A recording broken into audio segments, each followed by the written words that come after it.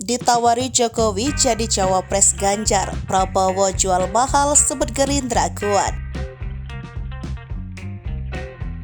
Prabowo Subianto disebut-sebut bakal jadi salah satu calon presiden pada Pilpres 2024. Namun hal tersebut bisa saja berubah setelah Menteri Pertahanan tersebut mendapat tawaran lain dari Presiden Joko Widodo.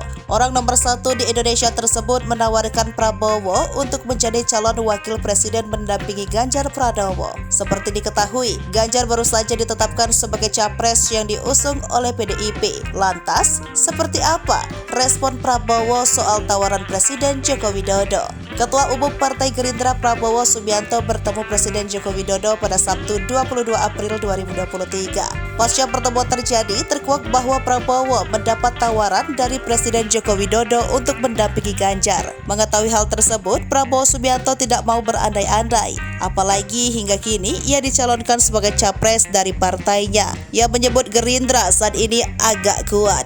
Ia juga masih melihat situasi atau perkembangan dinamika politik saat ini. Disinggung soal bakal cawapres dirinya, Prabowo mengaku tidak akan gegabah mengumumkan dan mengaku sudah memikir daftar calon pilihan. Presiden Jokowi sebelumnya terus menunjuk dukungannya pada Prabowo untuk menjadi calon presiden. Namun setelah PDIP menetapkan Ganjar, Jokowi menyebut Prabowo merupakan salah satu figur yang dianggap cocok untuk mendampingi Ganjar.